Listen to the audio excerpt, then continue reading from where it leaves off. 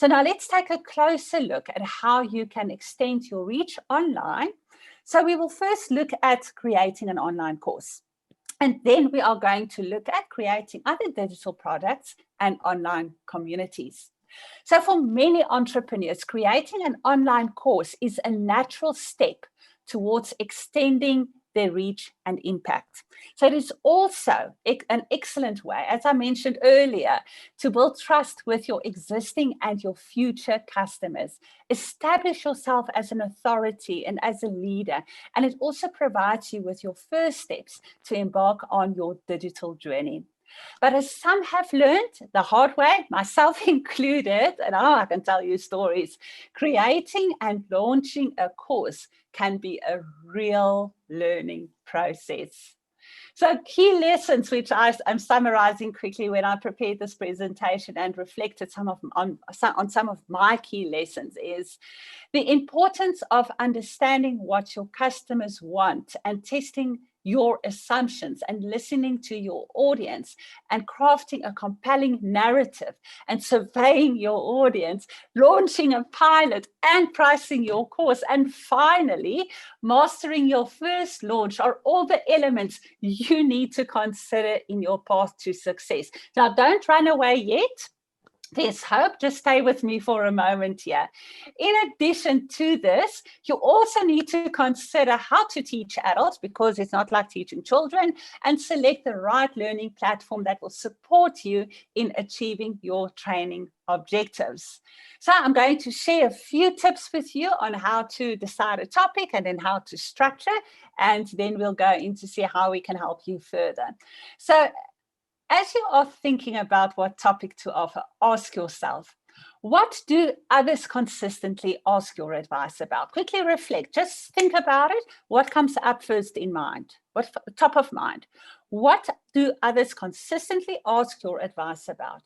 Is it how to write a guest blog for other people's websites? Is it how to dress fashionably?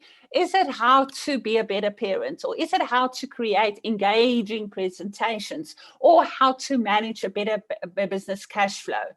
What is it that people are asking? Yeah, you should tell people, teach people about this. You have so much to share about this. How did you know? How do you know all of this? Think and reflect on that.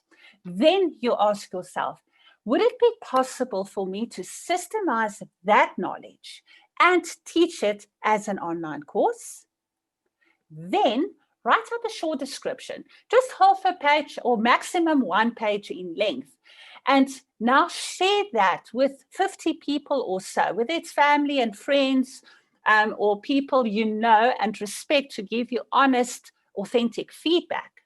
And see what is the feedback that you get in return from them. So you send that little page, half page you wrote up, ask them for their thoughts and feedback, and then ask them if they'd be willing to buy it at the price point you've set. If at least 10% of that 50 people, which is 5 people, strongly say yes, then you need to consider monetizing your offering. And as you consider how to structure your course for the topic you have selected, think about the results that your clients need and ask yourself, how long realistically will it take for them to see results? In other words, if I teach you on these skills, etc., how long will it take for you to start actually practicing that skill successfully? Then also, will they be able to learn the material by themselves, such as through videos and modules? Or do they need more intensive involvement from me or from a peer group? And then write down in detail what the most effective course you could offer would look like. Now, this is where I really use my experience from being a lifetime learner. I'm going to reflect on when is it that I learned the most in the best possible, most effective and efficient way. And maybe that will work here on the topic that I would like to teach on and monetize on. What will you teach them? When will you teach them? How will you teach them? And then what price point would make this a win from your perspective? Do you know people, or could you activate a referral system of people who could afford to pay? Even if the numbers are high, and the numbers here is the price offering on your offering, some will opt in if they trust you and perceive that they will get sufficient value from your offering. So once you've built an economic base, and this economic base is really building this following, because this is where you're going, this is your launch pad for yourself. With a high level offering such as free master classes, etc., you might find it worthwhile to create lower priced alternatives such as ebooks and knowledge nuggets to help you create digital products and online communities. So ideally, you're expanding your following over time. So as your audience grows, it becomes increasingly possible to make a decent profit from your digital products. Even with a small audience, as I said earlier, some die-hard fans desperately want to buy and learn from you. But just why not give them different options? As I said, ebooks, knowledge nuggets, and as you'll see later, you can build that further into minimal viable courses and a core offering and a subscription product. So what you need to remember is that you have to focus on your customer lifetime value, and you need to add value all the time as they buy more from you. Think about it.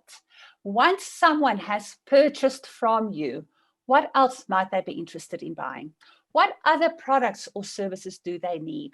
If someone can afford a lower cost course, they can certainly afford a more expensive core offering, and they've already demonstrated that they're interested in your approach. So once people buy more expensive learning products from you, in which you offer great value, I always say the value we offer must exceed the currency people are exchanging for that. Have that in mind, and that is an abundance mindset. You may then want to consider building a subscription service which creates a recurring revenue stream for you. Remember the trading time for value, which I mentioned right at the beginning? Your subscription service will help you develop an online community which develop real, authentic relationships and will result eventually into referrals. And how great will that be? Having an active online community gives you the ability to survey your customers every day. So when you create a new product or service, you'll know for certain that they want it. And therefore, you do not invest all that time and effort and then nobody buys. That is a huge benefit from having your own community or being involved in a community.